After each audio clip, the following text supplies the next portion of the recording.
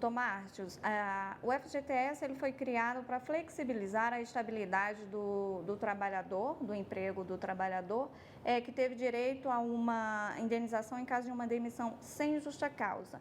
Esse dispositivo ele foi inspirado em quê? Na verdade, quando ele foi criado em 1966, ele veio com a finalidade de modernizar a relação de trabalho. Como até então a CLT previa estabilidade decenária no emprego, ele veio como forma de garantir à época a modernidade, né? Ou seja, veio flexibilizar o direito do trabalhador, né? Então, na substituição de uma estabilidade no emprego, ele passou a ter o direito aos 8% do fundo de garantia por obrigação do empregador recolher esse percentual. Quando que o trabalhador ele tem direito a resgatar os 40% do valor do FGTS e quando ele pode resgatar os 20%?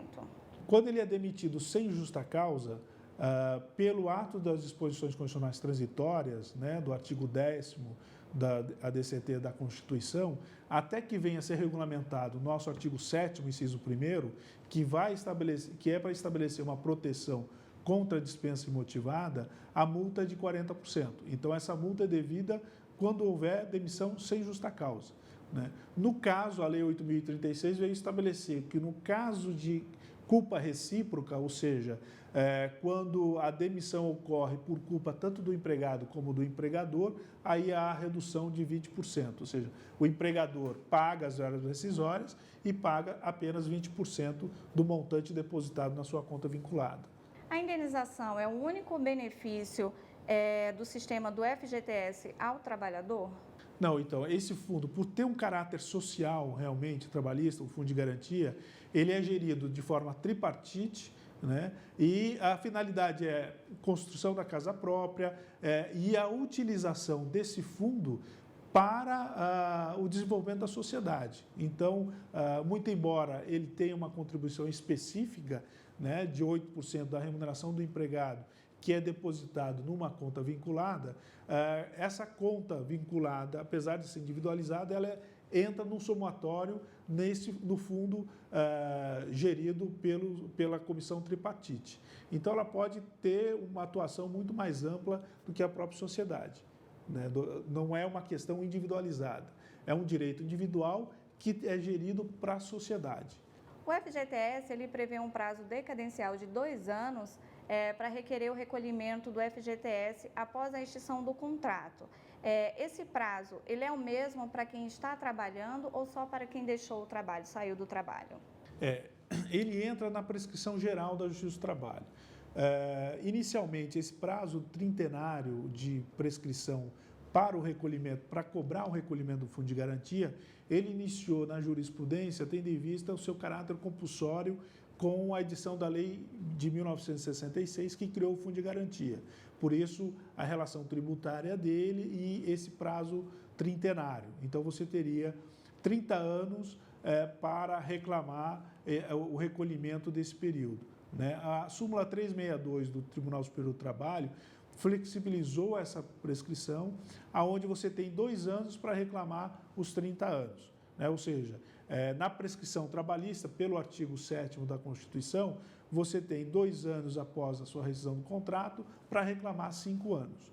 Né? No caso do fundo de garantia, o que vigora até hoje você tem 2 anos para reclamar 30 anos. O Supremo iniciou em agosto o julgamento sobre o prazo prescricional que pode passar de 30 para 5 anos. A Justiça do Trabalho já discutiu esse assunto e como os advogados têm recebido essa questão?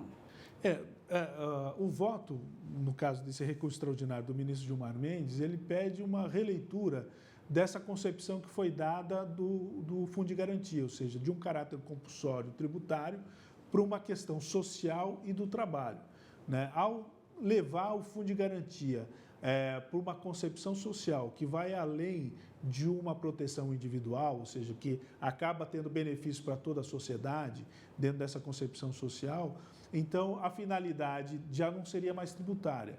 Portanto, ele entraria na regra comum da prescrição do trabalho.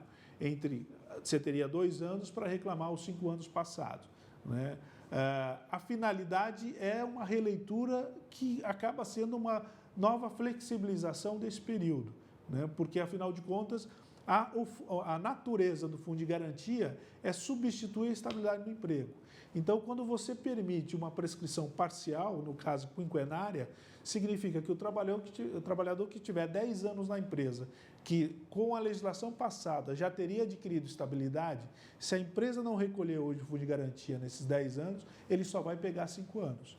Então, significa que ele está precarizando mais a relação do trabalho, né? Nessa concepção, uma vez que o próprio fundo de garantia tem esse caráter social, a manutenção de uma prescrição mais ampliada seria de maior garantia para o direito fundamental do trabalhador, e não o contrário, e não essa flexibilização maior. Se na visão, com uma visão como professor e advogado, eu vejo que essa decisão vai flexibilizar muito mais as relações do direito do trabalho para o trabalhador, beneficiando o empregador, que sabe, é comum, que ele tem a obrigação de cumprir o recolhimento do fundo de garantia.